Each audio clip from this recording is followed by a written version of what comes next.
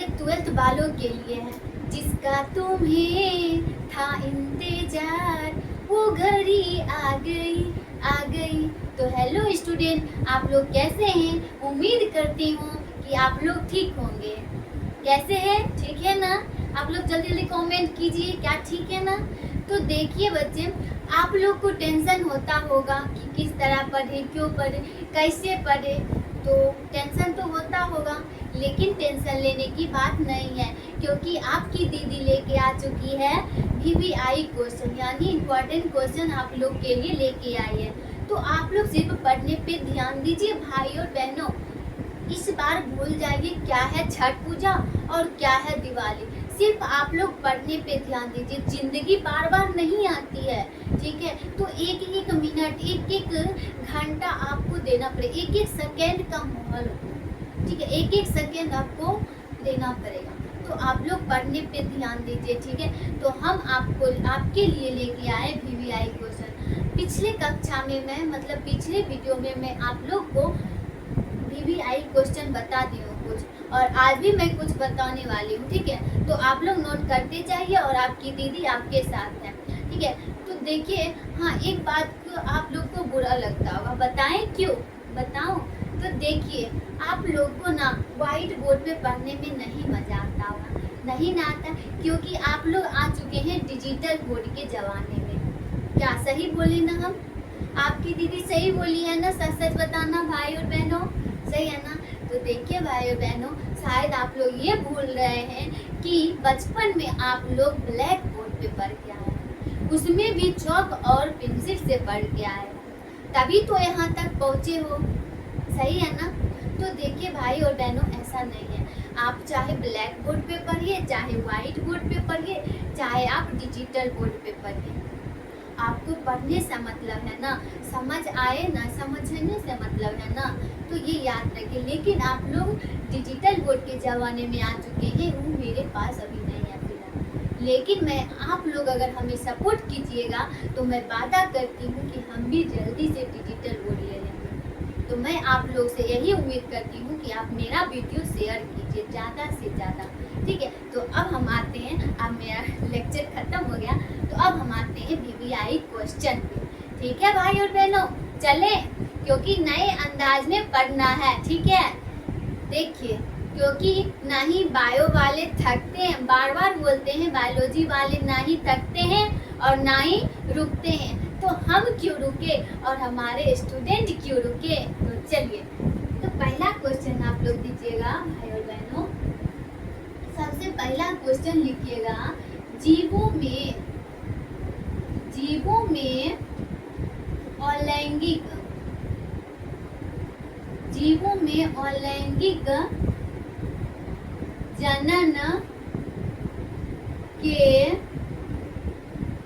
बारे में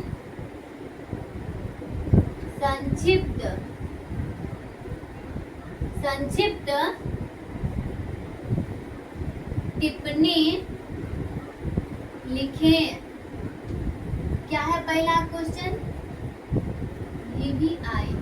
मैं आप लोग को अभी सिर्फ VVI क्वेश्चन ही बनाने वाली हूँ, चाहे ऑफलाइन बच्चे देख रहे हो, चाहे ऑनलाइन आप लोग देख रहे हो।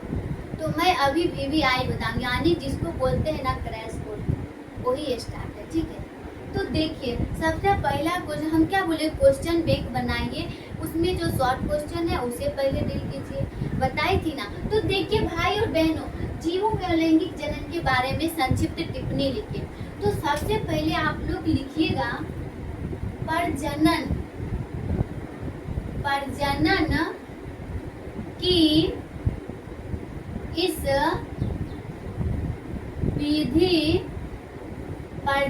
की इस विधि में एक जनक भाग लेते हैं। क्या लिखे हैं? प्रजनन की इस विधि में एक जनक भाग लेते हैं। तो आप लोग लिखते जाइएगा, प्रजनन की इस विधि में एक जनक भाग लेते हैं, ठीक है?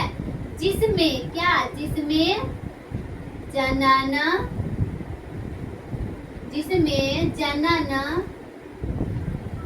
कोशिका का निर्माण, जिसमें जनन कोशिका का निर्माण एवं संलयन, निर्माण एवं संलयन क्या होता है? नहीं होता है, क्योंकि इसमें अलैंगिक जनन में हमने क्या बताया? निषेचन नहीं होता है, नहीं होता है। तो लिखिएगा इस विधि में अर्धसूत्री विभाजन नहीं होता है। क्या लिखे? इस विधि में अर्धसूत्री विभाजन नहीं होता है। सभी क्या होता है? अर्धसूत्री नहीं हुआ तो सभी विभाजन क्या होता है? समसूत्री होता है, जन समसूत्री होता है। क्या होता है? सभी विभाजन समसूत्री होता है। तो क्या लिखे? प्रजनन किस विधि में एक जनक भाग लेते हैं जिसमें जनन कोशिका का निर्माण एवं संलयन नहीं होता है। सब इसमें अर्धसूत्री विभाजन नहीं होता है, तो क्या होता है? समसूत्री विभाजन होता है। तो अगला पॉइंट लिखिएगा, आगे लिखिएगा नीचे पैराग्राफ छोड़ के, अलैंगिक जनन सामान्यता, अलैंगिक जनन सामान्यता ईस्ट हाइड्रा कबक शैवाल, यह है उदाहरण। ठीक है, तो अब हम समझते हैं। तो देखिए भाई और बहनों, हम क्या लिखे? प्रजनन की इस विधि में कितने जनक? एक जनक भाग लेते हैं। तो देखिए इसका आंसर आप खुद से भी लिख सकते थे। आप अंतर पढ़े होंगे, मेरा पिछले वीडियो देखे होंगे ना, तो उसमें मैं अलैंगिक और लैंगिक में अंतर बताई हूँ। तो अलैंगिक में जो अंतर लिखा है उन्हें वो पूरा उतार दीजिए। ठीक है, तो क्या लिखे हैं? प्रजनन की इस विधि में एक जनक भाग लेते हैं जिसमें जनन कोशिका का निर्माण एवं संलयन नहीं होता। हम क्या बताए थे?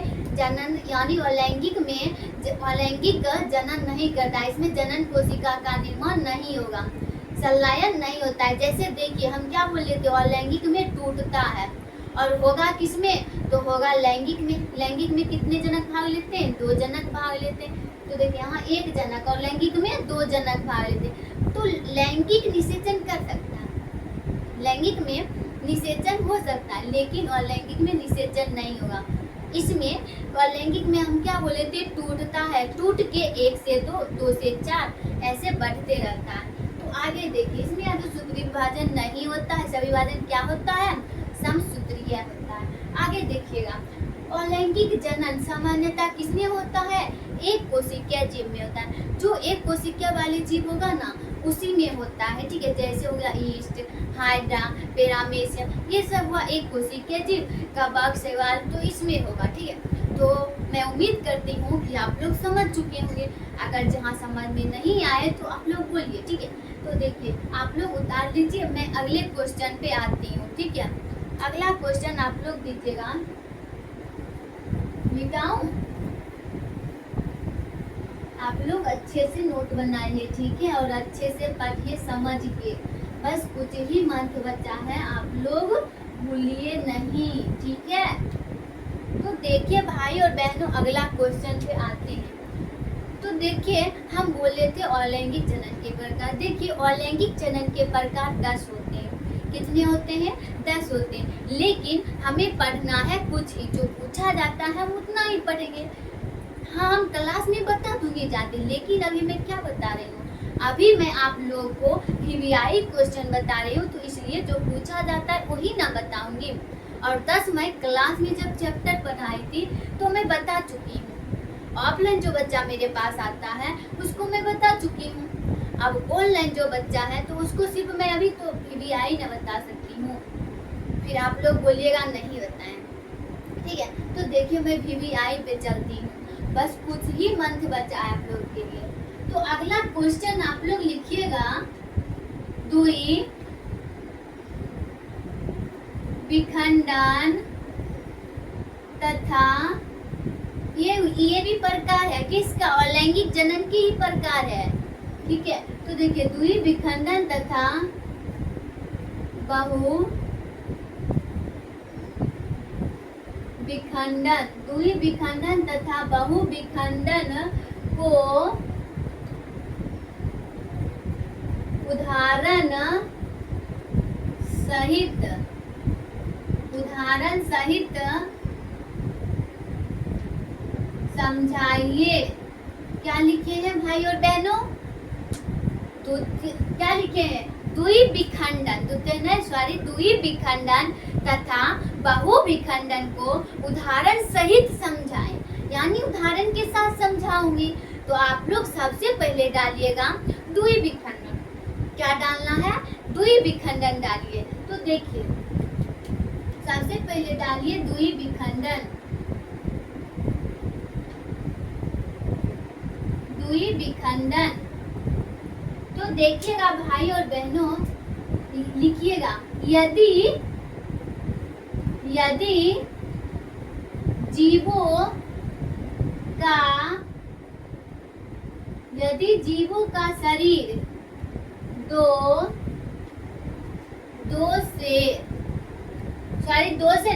भागों में, यदि जीवों का शरीर दो भागों में विभाजित या बांटा जाता है, विभाजित हो तो उसे क्या कहते हैं, उसे द्वि विखंडन कहते हैं। तो देखिए भाई बहनों, यदि जीवों का शरीर दो भागों में विभाजित हो तो उसे हम क्या कहते हैं, द्वि विखंडन कहते हैं। जैसे देखिए आप लोग द्वि विखंडन और बहु विखंडन का मतलब समझो। द्वि मतलब क्या होता है, दो, और बहु मतलब बहुत सारे, यानी हमारे अंदर कितनी कोशिका है, बहुत ज्यादा कोशिका है, तो क्या हुआ, बहु विखंडन हुआ। तो देखिए ये द्वि विखंडन है, तो हम क्या बोले, दो भागों में बांटा जाता है। तो हम जैसे लेते हैं, देखिए अमीबा, ये क्या है, अमीबा, अंदर केंद्रक और बाहर में कोशिका। तो देखिए जब हम इसको तोड़ेंगे तो एक यहाँ आएगा और इसको तोड़ेंगे तो यहाँ, दो भाग में बटा, फिर इसको हम तोड़ेंगे तो ये इधर जाएगा, ये इसको भी तोड़ेंगे तो ये इधर, ये उधर, तो दो भागों में बटा, यानी एक से दो से चार होते जाएगा, तो टूटता है। हमने क्या बोला, जनन नहीं करता है, क्या है, द्वि विखंडन, ठीक है। तो दो भागों में बढ़ता है, यानी विभाजित हो जाता है, तो उसे हम क्या कहते हैं, द्वि विखंडन। तो देखिए क्या भाई और बहनों, एक बार बोलिएगा, आप लोग को समझ में आ रहा है, तो देखिए द्वि विखंडन। अब उदाहरण दीजिएगा, उदाहरण में लिखिएगा क्या, ईस्ट, हाइड्रा, कबाब, ये सब लिख लीजिएगा, ठीक है। ईस्ट, हाइड्रा, कबाब, पेरामेसियम जो होता है एक कोशिका, वो लिख लीजिएगा, ठीक है, जो टूटता है। तो आगे आप लोग लिखिएगा बहु विखंडन, क्या है, बहु विखंडन। तो हम लोग जानते हैं अब बहु विखंडन के बारे में। पहले आप लोग लिखिए, यदि जीवों का शरीर, यदि जीवों का शरीर दो से अधिक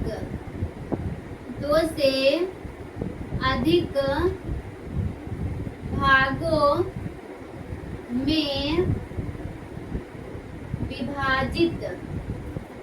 विभाजित हो तो उसे क्या कहते हैं, दो से अधिक भागों में विभाजित हो तो उसे बहु विखंडन कहते हैं। क्या कहते हैं? बहु विखंडन कहते हैं। आप तो एग्जाम्पल में लिखिएगा प्लाज्मोडियम। क्या लिखेंगे? प्लाज्मोडियम। तो क्या आप लोग को यहाँ तक समझ में आया? जैसे देखिए हम क्या लिखे बहुविखंडन में, यदि जीवों का शरीर दो से अधिक भागों में विभाजित हो या नहीं बांटा हो तो उसे हम क्या कहते हैं? उसे हम बहुविखंडन कहते हैं। जैसे हमारे शरीर में कितनी कोशिका है? बहुत ज्यादा, तो हम इसे क्या बोलेंगे? बहुविखंडन बोलेंगे।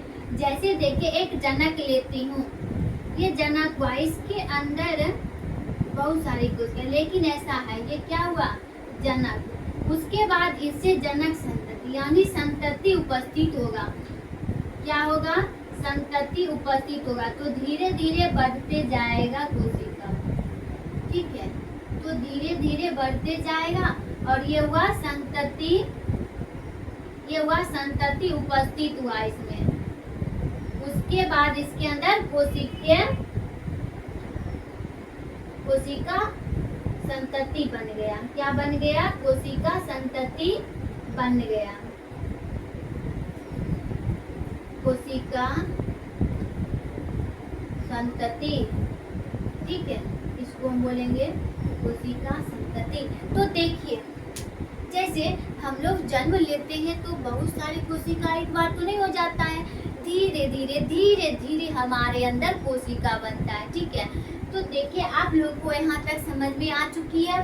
दो ही मतलब दो और बहु मतलब बहुत सारे, आप अपने मन से भी लिख सकते हो। तो देखिए आप लोग को यहाँ तक समझ में आ गया। तो हम चलते हैं अगले क्वेश्चन पे, ठीक है? तो देखिए भाई और बहनों अगला क्वेश्चन दीजिएगा। मैं इसे मिटाऊं? अगर आप लोग को दिखाई नहीं देता है भाई और बहनों तो आप लोग कमेंट कीजिए, ठीक है? और मैं इसलिए भी बोल रही हूँ ताकि आप लोग, इससे नहीं दिखाई देता है तो हम जो बोल रहे हैं वो आप नोट करके जाइए, ठीक है? आपके लिए बहुत सारे सुविधा है लेकिन आप लोग प्रयास नहीं करते, ठीक है? तो देखिए अगला क्वेश्चन हम पढ़ेंगे जल परागन। तो आप अगला क्वेश्चन दीजिएगा। जल परागन के बारे में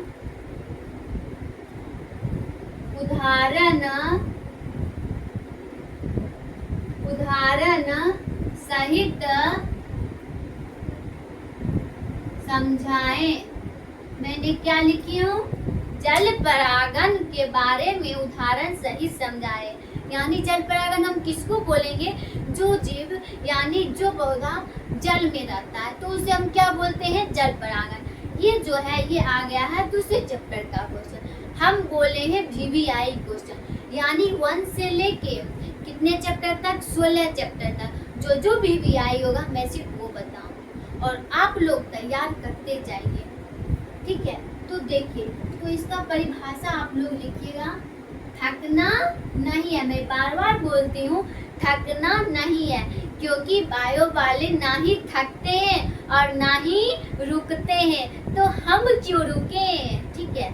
तो देखिए अगला लिखिएगा, पुष्प में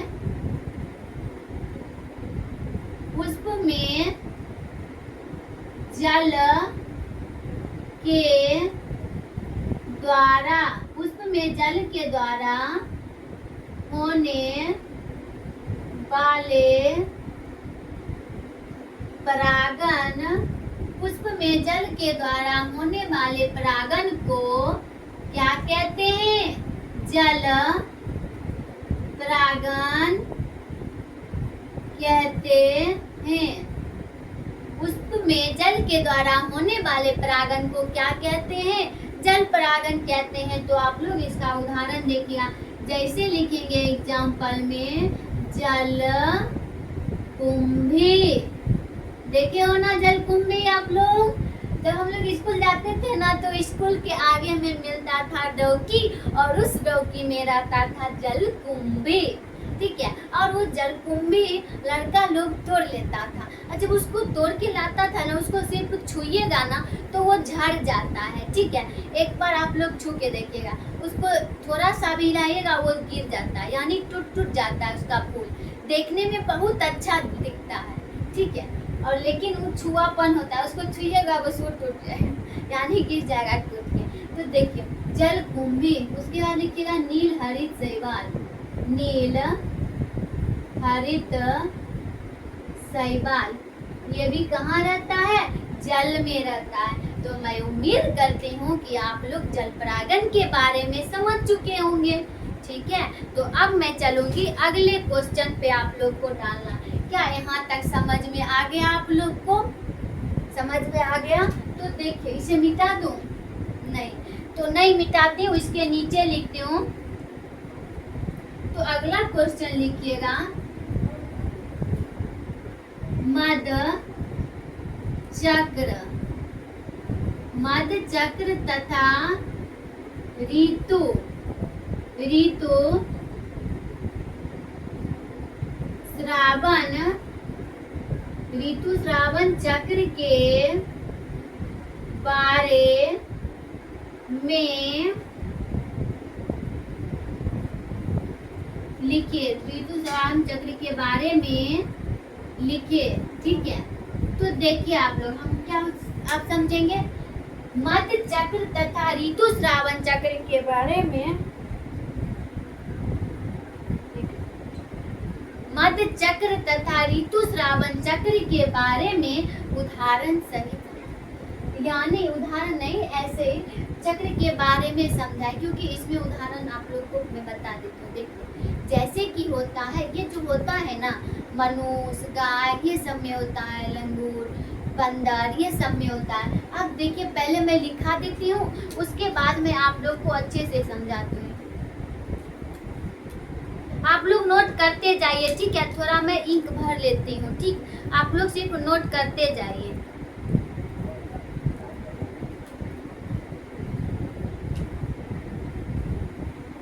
तो अगले लिखिएगा, लिखिएगा या पारामेट, या पारामेट मादाओं के, या पारामेट मादाओं, या पारामेट मादाओं जैसे बंदर, कपी, मनुष्य, मनुष्य में होता है। तो मैंने क्या बोले? यह पारामेट मादाओं जैसे बंदर, कपी, मनुष्य में होता है। आगे लिखिएगा, या अंड, अंड जनन के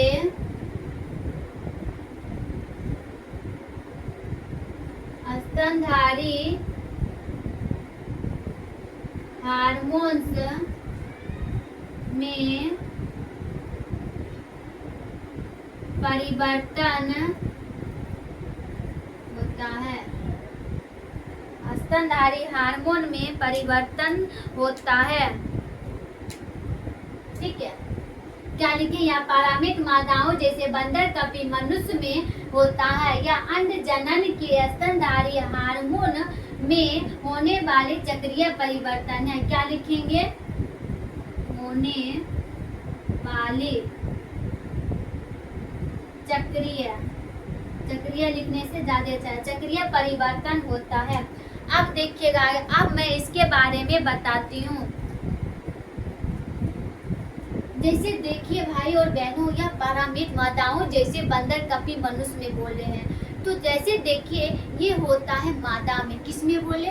मादा में, चाहे वो मादा बंदर हो, चाहे वो गाय हो, चाहे वो मनुष्य हो, तो ये मादा में होता है, यानी गर्ल्स में।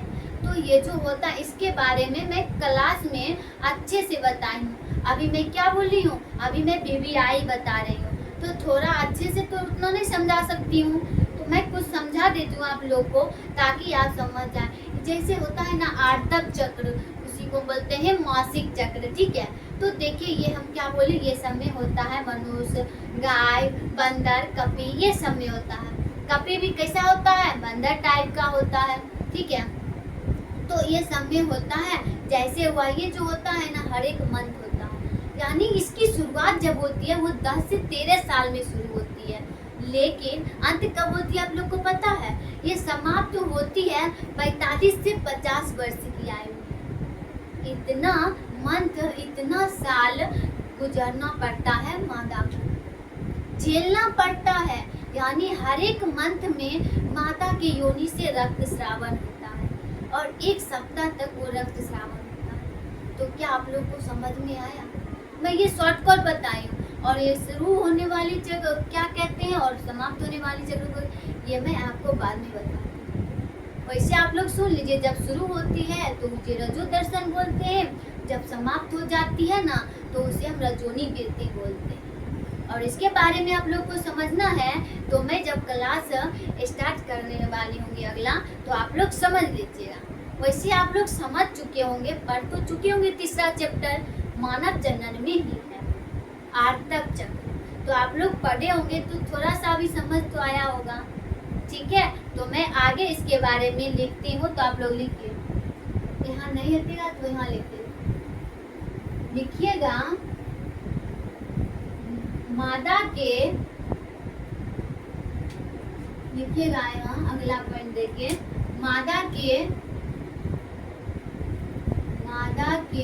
योनि से रक्त स्रावन होता है। तो मैं इसी के बारे में न बता रही थी, रहे थे। तो देखिए क्या लिखे, मादा के योनि से रक्त स्रावन होता है, यानी हर एक मंथ ये मादा में आती है और हर एक मंथ 1 सप्ताह उसी के दर्द से झेलना पड़ता है, और वो दर्द बहुत दर्द देता है, बहुत ज़्यादा, ठीक है।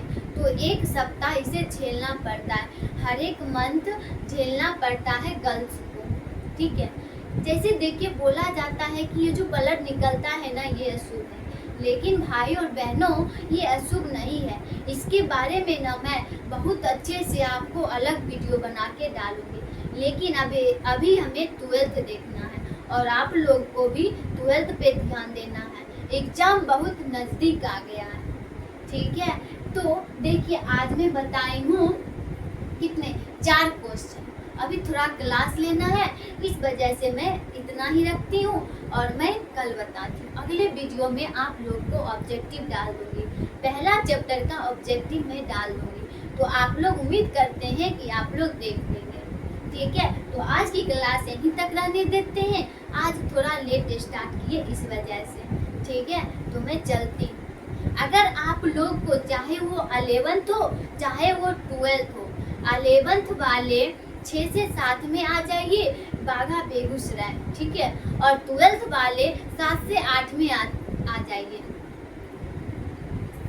मैं फिर से रिपीट करती हूँ, 11th वाले 6 से 7 में आइए और 12th वाले 7 से 8 में आइए सुबह मॉर्निंग में, ठीक है, बाघा बेगूसराय। एक बार आने से पहले हमें पूछ लीजिएगा, यानी हमें आप कमेंट कर दीजिएगा, मैं आपको बता दूंगी, ठीक है। तो आज का क्लास मैं यहीं गया, तो मैं चलती, ठीक है, ओके, बाय बाय।